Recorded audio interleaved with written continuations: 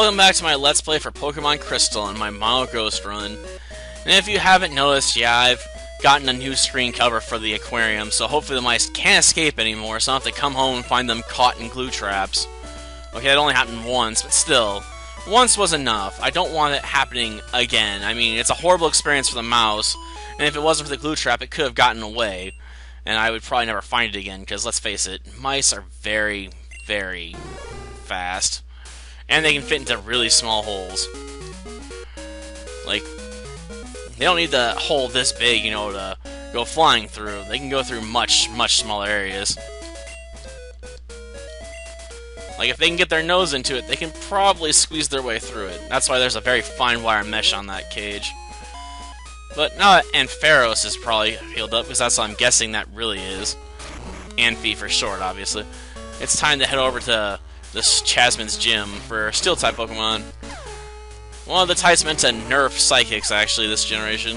Of course, Psychic types still dominate, like, unbelievably in Gen 2. Like, the only Pokemon you have to really worry about are Dark types, which are immune to Psychic-type attacks, and there really aren't that many of them in Gen 2, especially that you'll run into until you get to, like, the Elite Four, maybe, with Umbreon. You don't see them that often. I'll leave Stretch up front. But yeah, I'm a bit surprised she doesn't carry Skarmory, to be honest. She takes 2 Magnemites and Steelix. Skarmory is just a more interesting pick in my opinion, considering it's Steel Flying, instead of going with the Steel Electric types. Plus, that means Magnemite has a quadruple weakness to Ground-type attacks, because Steel is weak to Ground-type maneuvers. So if you have Dig or something, you can really quickly knock out a Magnemite. Now, obviously, with the Ghost team, I can't use Dig, so that's sort of a moot point.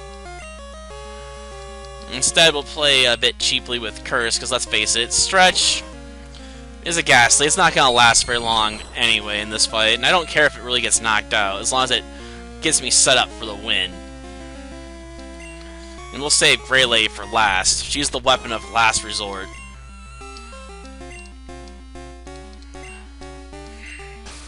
That way we can let Fatso and all the others do most of the work, assuming they don't get killed, you know? And you probably want to try and sleep Magnemite, because it will use Thunder Wave on you oftentimes if it can't knock you out completely with its first maneuver. So, yeah, it's very fond of slowing you down so it can hammer you later. It's annoying. Thankfully, while Steel has a resistance to Ghost types, I believe, in this generation, Nightshade does set damage, so it can get around the whole resistance issue.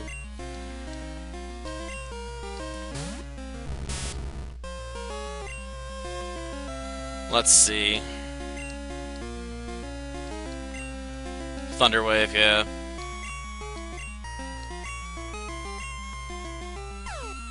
And hit me with confusion? Damn.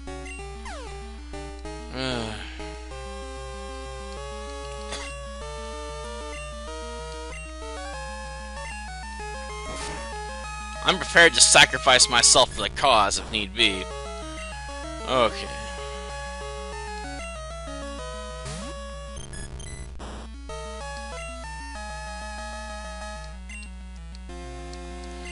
That's right. Sweet dreams, Magnemite. Of course, she has a Hyper Potion for Steelix, so you're gonna have to get its health knocked out pretty much twice if you want to beat it. Annoying, but that's just how it is. Okay.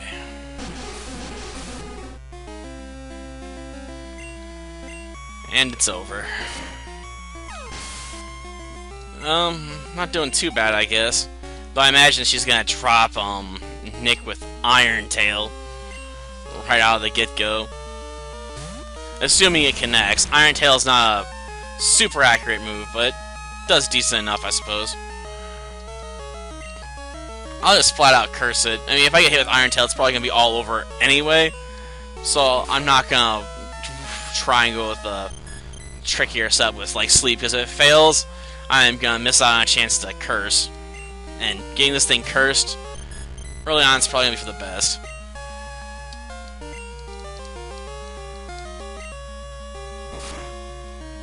Damn. All comes down to Grey Lady. If I can't get this thing to sleep on my first turn, I'm gonna be screwed. And it has to stay asleep long enough for me to beat it with my Curse and Nightshade, too. Not an ideal setup.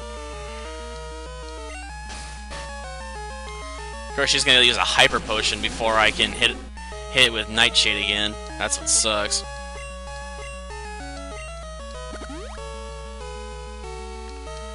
Okay.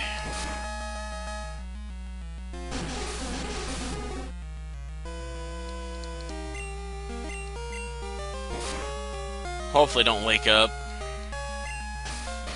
Or if it does wake up and uses Iron Tail, hopefully it misses.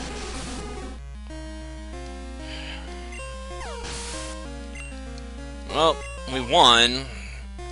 Not my proudest victory, though. Confuse Ray. It's been hard to decide if I want to even put Confuse Ray on Grey Lady to a certain extent. On one hand, I'm a very big fan of Confuse Ray because it's very handy at times. On the other hand, if I use Confuse Ray and get rid of Hypnosis, I lose out on the Dream Eater Hypnosis combo technique to heal myself so I can then keep Curse in play. I don't want to get rid of Shadow Ball, obviously, because it's my best Ghost-type attack, and that would be really dumb to just throw it away for Confuse Ray. And I don't want to get rid of Nightshade because it's basically the only good attack I have that isn't Shadow Ball. I mean, I suppose you could argue both these have the same amount of uses, and this one does set damage. But that set damage is still useful at this stage of the game. Well, we'll get rid of Curse for now. On the others, I'll probably get rid of Lick, to be honest, and keep Nightshade. Lick's just not powerful enough to be really worth it, and if a target gets paralyzed, you can't put it to sleep, so really it's a double-edged sword to use it at all sometimes. I don't know about skill. I mean, I guess you could argue it takes a lot more skill to run with a team of all one type and turn out the victories, but I also went through, had to use 5 Pokemon to take out her 3. If she'd had more Pokemon, I wouldn't have stood a chance. Iron Tail. That's what that is. But I can't use that on any of the Pokemon I have, unfortunately. Well, next time we'll be making our way to Mahogany Town, where Team Rockets decide to set up shop, just to be a pain in my backside. Until next time, then. See ya.